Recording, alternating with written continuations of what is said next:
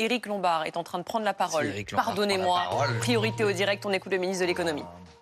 Défense de l'Ukraine et plus largement d'ailleurs l'autonomie stratégique de l'Europe qui devient encore plus importante dans le nouvel environnement mondial, va effectivement nous obliger à augmenter nos investissements en matière de défense. Ça fait l'objet de travaux autour du président de la République et du Premier ministre.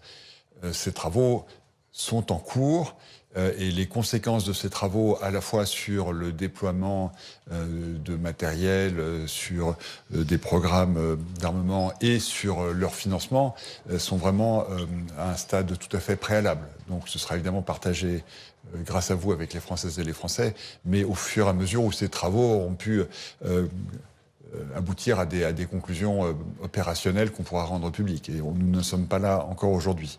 François Bayrou parle d'emprunt national ce matin. Excusez-moi, j'en profite parce que c'est le sujet.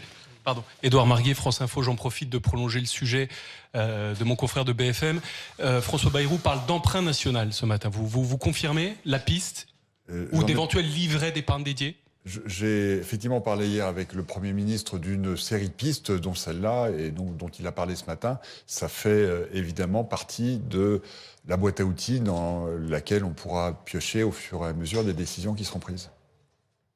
On peut simplement quand même rappeler qu'hier, à Bruxelles, un accord a été donné par les 27 chefs d'État et de gouvernement européens à ce que la Commission européenne puisse assouplir ses règles budgétaires, qu'elle puisse emprunter au nom des États membres de l'Union européenne pour pouvoir leur consentir des prêts s'ils le souhaitent et qu'elle repriorise certains fonds qui n'auraient pas été dépensés au fin de soutenir les efforts que chacun des États membres, comme Éric Lombard l'a rappelé, sera amené à faire si chacun veut se hisser à la hauteur de la menace qui désormais est devant nous. Bonjour Monsieur les ministres, Stéphane Loignon aux Échos.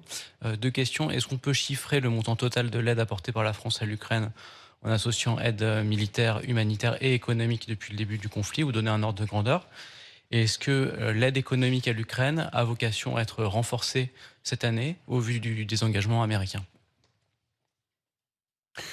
Sur ce sujet, je n'ai pas la réponse consolidée puisque, je l'ai dit tout à l'heure, l'aide de la France à l'Ukraine, elle prend de multiples formes, à la fois le soutien militaire, le soutien humanitaire, le soutien économique, culturel, éducatif, qu'ensuite elle passe par différents canaux. Les canaux nationaux, un peu comme ce fonds bilatéral qui lui-même était une innovation puisqu'il a fallu d'abord rebooter les canaux entre le ministère des Affaires étrangères et le ministère de l'Économie et des Finances. Elle passe aussi par des instruments européens. Elle passe par des facilités européennes qui viennent solliciter le budget de l'Union européenne auquel la France contribue. Le chiffre que nous citons, c'est celui de l'aide totale de l'Europe à l'Ukraine, qui est de 134 milliards d'euros depuis 3 ans, depuis le début de la guerre d'agression russe en Ukraine. Est-ce que cette aide va continuer ? Eh bien, d'abord, il faut souligner que sur le plan financier, la mobilisation des revenus tirés des actifs russes que nous avons immobilisés a permis, en tout cas pour l'année 2025, de mettre l'Ukraine à l'abri des difficultés financières, puisque 18 milliards tirés de ces revenus d'actifs russes immobilisés vont parvenir à 18 milliards d'euros vont parvenir tout au long de l'année à l'Ukraine. Et plus précisément, c'est 3 milliards qui sont arrivés en janvier, 6 milliards qui arriveront en décembre et 1 milliard chaque mois d'ici là. Et ça permet de couvrir les besoins de liquidité de l'Ukraine pour l'année 2025.